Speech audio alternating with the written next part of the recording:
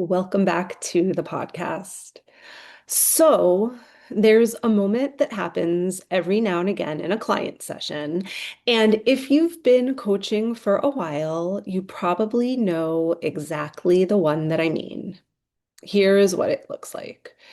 Your client is talking about something and they finish speaking, and then there's a pause.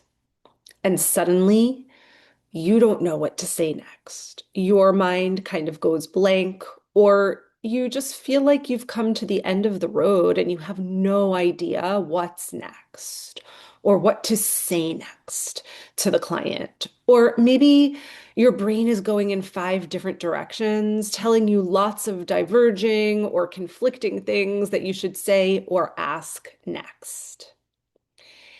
And you don't know what to say next because nothing obvious or nothing that you feel confident about is arising. And often, right on the heels of that pause, you might notice that you start to tighten up internally. And you might even start to feel a little bit of anxiousness or even panic. And you start hearing some messages inside of your head. And they might sound as follows. Why don't I know what to say to my client? Or maybe you say to yourself, I need to say something or do something immediately. Or, oh my goodness, I'm not doing a good job right now because I don't know what to say next. So, if any of this sounds familiar to you, or if you are worried that you may find yourself in a situation like this where you don't know what to say next and you start panicking, we are going to talk about that today. That is the topic of our episode because it is one of the most misunderstood moments in one-on-one client work and also in group work too. It can come up. And I actually think that it's one of the most important moments. And what I mean by that is that sometimes the moments in our client sessions when we don't know what to say next, those moments can actually end up leading to the biggest insights and inspiration inside of any given session. And you'll understand why I say this as we move through this episode. So let's dive in. And let's start with why it can feel so uncomfortable when, as coaches and practitioners, we don't know what to say next. Most of us were trained either explicitly or implicitly to equate being a good coach or a good practitioner with having a response, a question, an insight, a direction, something helpful to say. And by the way, we equate being a good coach or practitioner not just with having any response, but oftentimes we equate it with having a really smart response.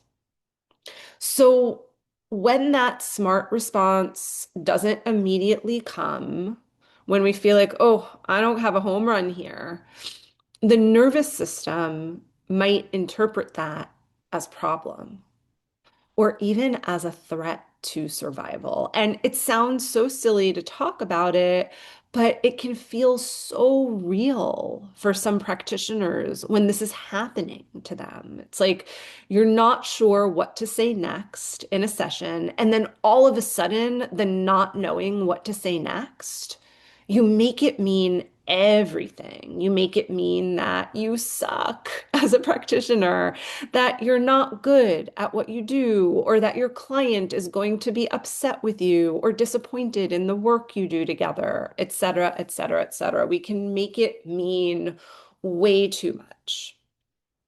And there's also another layer that I want to name here.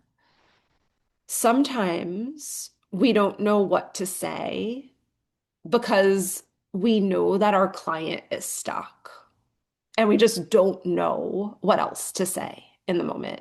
Maybe they've been circling the same issue round and round, and they understand it intellectually. They've talked about it before, but nothing has been shifting for them. And as a practitioner, we may be left feeling like, oh my gosh, I don't have anything else to say or ask here. I feel stuck along with my client. And this scenario can create a particular kind of pressure inside of us, a subtle or not so subtle sense that if we don't do something different or better or smarter right away, then we're going to fail and our client is going to fail. Okay, so I want to pause here and say this. If you've felt any of this before, any of what I'm describing, the fear or anxiety or self-judgment when you go blank inside of a client session, please, please know that first of all, you're not alone. You are not the only coach or practitioner in the history of coaching who has not known what to say next or ask next or reflect next, etc. And also, please know that in those moments, you haven't done anything wrong and that there are no deficits, even if you're not yet sure what to say next. Nothing has gone wrong, no deficits. And in fact, what I want you to consider is what if that moment that you don't know what to say next, what if it isn't a problem at all in any way? What if that moment is actually an opportunity? So here's the reframe that I want to offer on this. Not knowing what to say, in most cases, it's not a failure of skill. And again, it's not that something is going wrong with you or with the coaching or with your client. Instead, very often, not knowing what to say is a sign that you've arrived at the edge of something. An edge where some of the old strategies maybe don't quite apply, or where the same approaches or perspectives don't exactly apply. In other words, what if not knowing what to say or do right away in a client session is a moment where a new level of depth or understanding is ready to occur?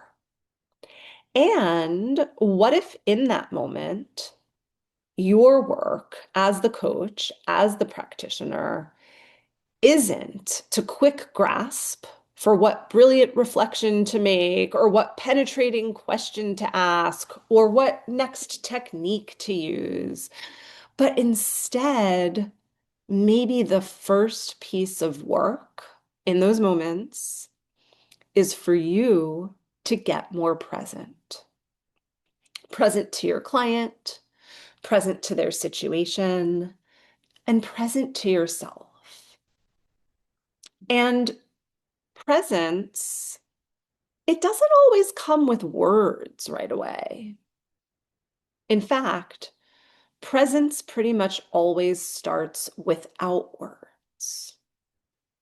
Because presence is less about the head, where words are formed, and more about the body, where we can feel emotion, energy, and intuition. So let's take a step back for a moment so I can break all of this down a little bit more. When we feel that discomfort as practitioners of needing to say something at any given moment inside of a session, it's very human to want to move quickly, to ask a default question, to offer an insight, to gently redirect, to do something that restores a sense of momentum. And again, that's not wrong necessarily. And it's very understandable to want to move quickly. But one of the things I see with practitioners is that the urge to act quickly is often tied to being attached to a particular outcome.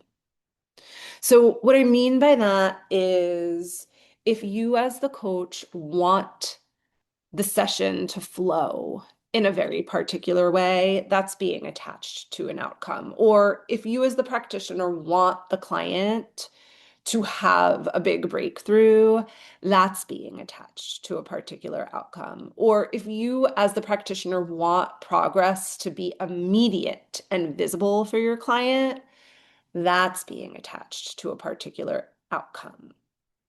And that attachment to outcome, even if it's well-intentioned, and I know it is almost always very well-intentioned, but that attachment to outcome, it can lead to pushing or to rushing or to intervening before something deeper has had a chance to emerge for your client. Sometimes the most skillful thing we can do is notice our own urgency and not let that urgency drive the session. I want to say that again because it is so important. Sometimes the most skillful thing we can do is to notice our own urgency, our own reactions, and not let them drive the session. Because when our own urgency or attachment to outcome leads a session, guess what? Then the session becomes about us and not about our clients. It becomes about our own fears, our own insecurities, our own need to prove, our own agenda. The other thing is that when we get caught in our own fears and needs inside of a client session, that's when our brilliance, our wisdom, our intuition, and our best instincts get blurred.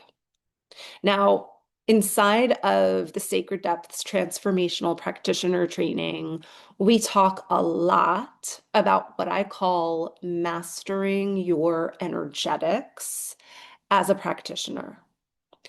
And one part of that is learning how to stay regulated, unattached, and present, even when you don't know what comes next in a session. Because your internal state is always shaping the session. Energy follows energy. So when you can stay grounded instead of urgent, when you can get curious instead of feeling pressured to say the next thing, then the work with your client is going to unfold very, very differently. So again, instead of rushing to fill the space right away and having that rush be fueled by your own needs or fears as a practitioner, in those moments where you're not sure what to say next, it is an opportunity, like we said before, to get more present. And this is where curiosity becomes so important because presence begins with curiosity. Curiosity slows us down. It brings us back into relationship with the present moment.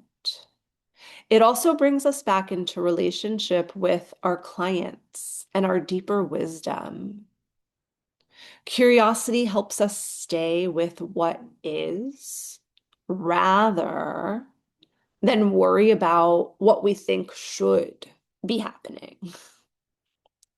So here are some questions based on curiosity versus pressure or fear that we can ask ourselves in those moments where we're not sure what to say next, right? So we want to slow down. We want to get curious and bring presence. And we can ask ourselves things like, what feels important about what my client just said or where they're at? Or we can ask ourselves with curiosity, what feels alive here, even if it's subtle? Or we can ask ourselves with curiosity, what hasn't been said yet?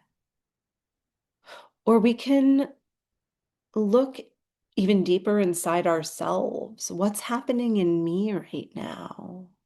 Or what am I wanting for this client? What does my heart want to tell me about my client and what they might need in this moment?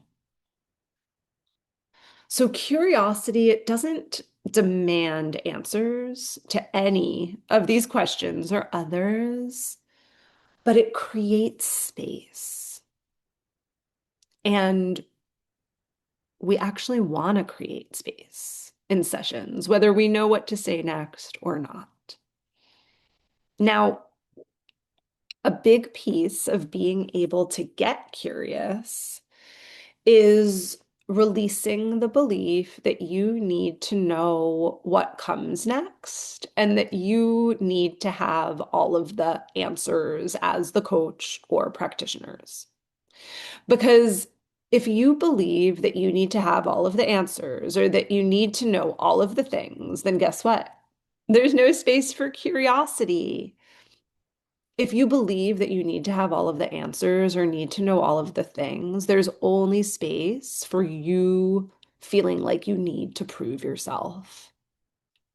So, what I want to really toss to you, my dear listener, is that not needing to have all of the answers in a client session is by no means a lack of competence.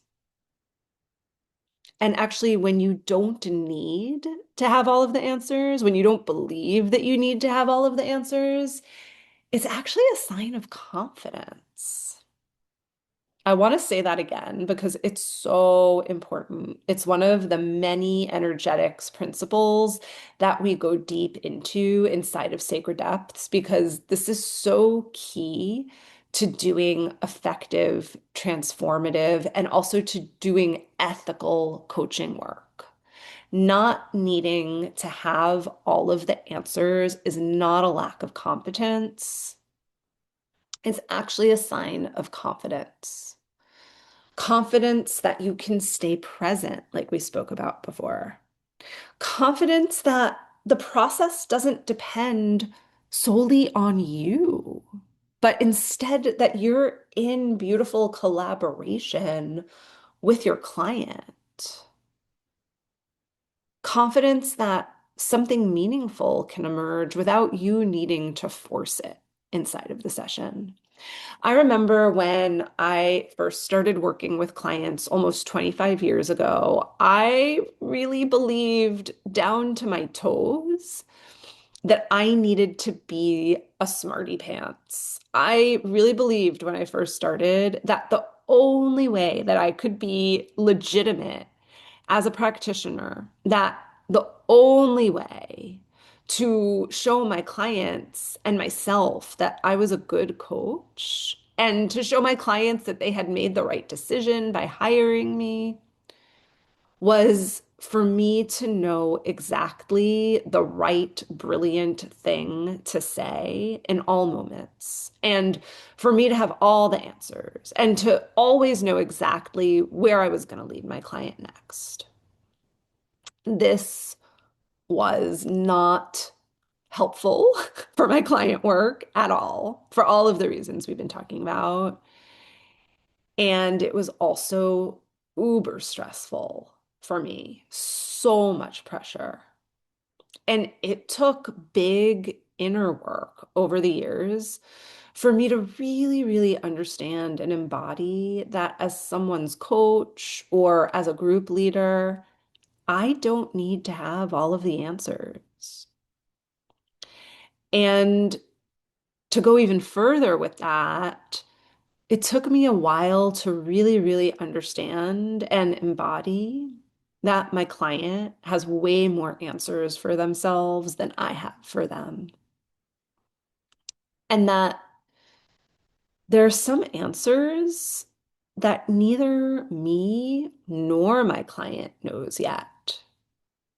And that's okay. It's okay for some pieces to be in the mystery and that we can figure them out together, me and my client together. The not needing to always know everything, the not needing to impress by being a smarty pants all the time, the ability to get into a place of curiosity with my client instead of needing to be in certainty all the time inside of my sessions. Not only has it made me such a better coach, it just feels so much better. It's less stressful, it's less pressure, it's less holding myself to impossible expectations, and it helps activate so much more freedom and flow and creativity, which is not only what my nervous system needs, but really truly what my client sessions need. And I'll also add this. Some of the deepest work inside of a client session happens when we stop trying to lead our client somewhere, and instead, when we start walking with them where they already are. Okay, so we've already covered a lot in a short period of time in this episode. We've looked at the fact that it's very normal to have a moment in a client session where you don't know what to do or say next. And we've looked at how that moment can make some coaches or practitioners feel a lot of pressure, how it can bring up all of our stuff around not being good enough, etc. And we've also looked at how we really want to catch ourselves in all of that and in that pressure, because the pressure, the self-judgment, it's going to push us to rush and to try to say something that isn't quite what the moment needs or what our client needs. And then our fear and our worry and our pressure is going to be driving the session versus our wisdom and our client's wisdom driving the session. We also looked at the importance of meeting the moment with presence and curiosity. Those are really the first steps that you want to take that will help you and your clients discover where a session needs to go next. Now, once you've met the moment with presence and with curiosity, there are a few different directions that the session might naturally want to go in next, and I want to lay them out for you. First of all, there's actually a really big chance that once you meet the moment where you don't know what to say next, with presence and curiosity, that once you get out of your own way about not being good enough, and when you show up to see what's actually there in that moment, in the session, and for your client, there's a really big chance that the next inspired step is going to come to you. The next step might be a breakthrough question, or it might be an important and insightful reflection. Or the next step might be the exact acknowledgement that your client needs in that moment, etc., etc. So again, a lot of times when we pause, when we just get really good with not knowing and meet the moment with presence and curiosity, the next really great idea comes. But that being said, Sometimes the next question, reflection, idea, technique, etc., it's not meant to come from you. It's actually meant to come from your client. And allowing for a few extra moments of silence instead of jumping to say the next thing might be exactly what's needed for your client to surface what they want to say next, for your client to share their next thought or insight or connection that they're making or inspired idea. I always tell my Sacred Depth students, don't be afraid of a little bit of silence in a session. Get really comfortable with silence because sometimes that space of silence is exactly what's needed. That pause is exactly what's needed for your client to come to their next place. And your job as a coach, as a practitioner in those moments is to hold strong, loving space in the silence, in the pause for your clients to have their process. Now, once you've brought presence and curiosity, if you're not sure what to say next still, or it doesn't come to your client to say something next, like we just talked about, then there's another thing you can do, a really very powerful next thing you can do. And that is to directly invite your client's own agency and awareness to move forward.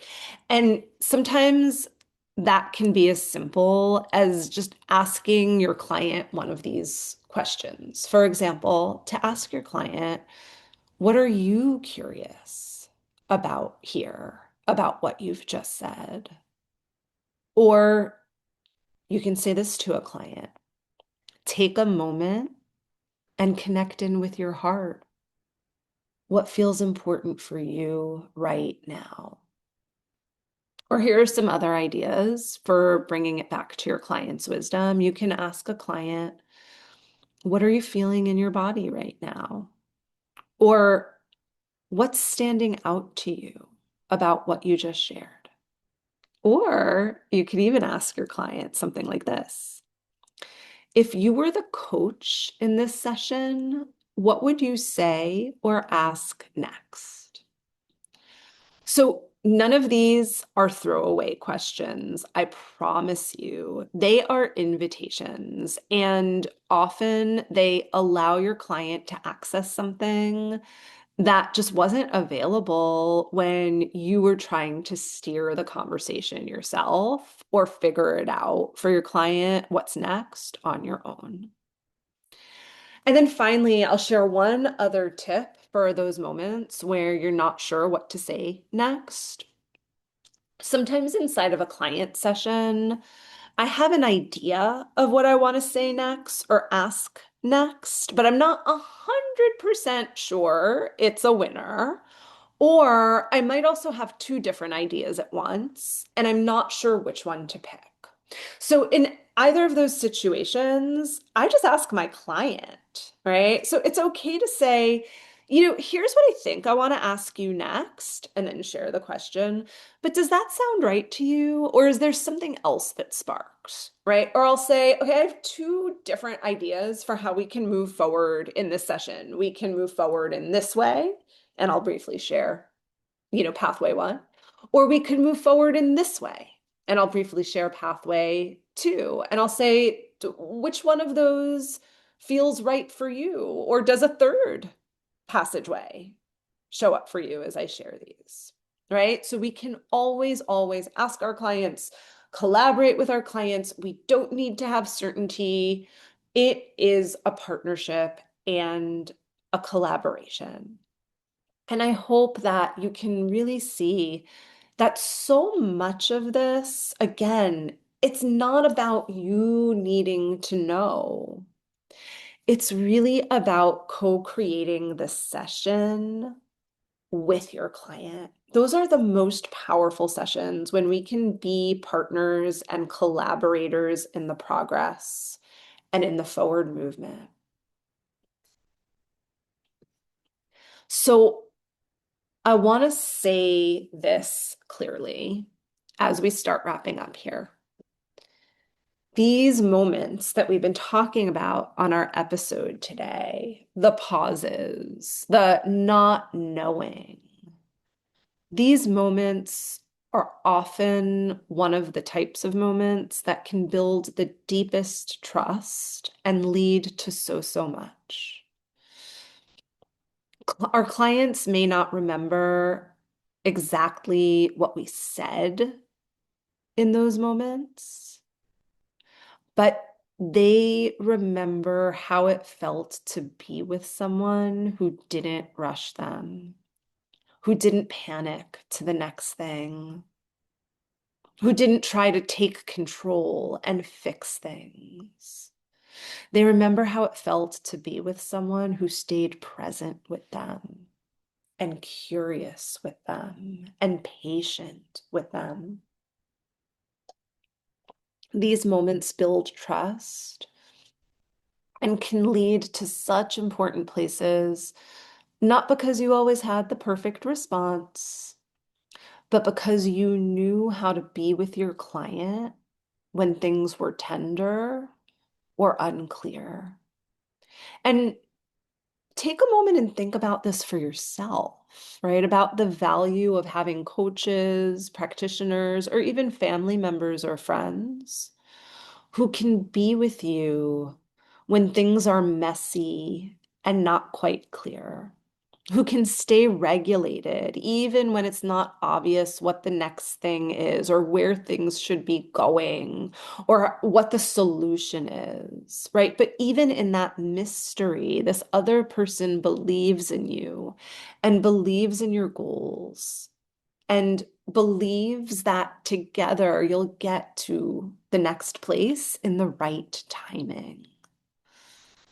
Sometimes when another human being can sit with us in the mess, in the confusion, in the not knowing, that's the greatest gift of all. So I hope that you got exactly what you needed from this podcast episode today. And if you walk away with just one thing, hopefully you're walking away with a lot, but if you walk away with just one thing from this episode, my hope is that you walk away with the knowing that you can learn to trust yourself and your clients in the moments when things aren't clear. That it doesn't prove you're a better coach or a more worthy human being to just jump to the next thing to say. The more that you can get comfortable with the not knowing, the more you're also going to be poised to go deeper in your work. Because depth requires us to be willing to not know, to be willing to hold our client's hand and step into the dark together, trusting that in the partnership, the next step is going to reveal itself. So, if you loved today's episode, then there's a really big chance that you would also really love the Sacred Depths Transformational Practitioner Training. In Sacred Depths, we get to all the nooks and crannies, techniques and skills of how to be an exceptional coach or transformational practitioner. We learn how to go deep with our clients. We learn how to do somatic work with fear, resistance, unhelpful beliefs, and so much more. The next cohort of Sacred Depths doesn't begin until the beginning of April, but there are some folks who have been waiting to step in and who are right now quietly stepping in at the lowest rates that I'm going to be offering on the next cohort. So if you are curious about Sacred Depths, I'm going to drop a link in the show notes and you can take a look. And if you loved today's episode, would you do me a favor? Actually, a few favors. Number one, Would you give us a 5-star review if you're listening on a podcast platform? Number two, would you tell a friend about this podcast and about this episode? Share it. Your sharing about the podcast is my best way to get the word out and to get all of this information and inspiration to people who need it. And also, one more favor. If you really loved today's episode, would you drop me an email or a DM and let me know that you loved it and let me know what you loved about it or what you learned from this episode or what questions, follow-up questions you have for me? It would really, really mean the world to me to hear from you, to know that this podcast that I put so much love and dedication into is making an impact. All right, that is it for today, and I will see you next time.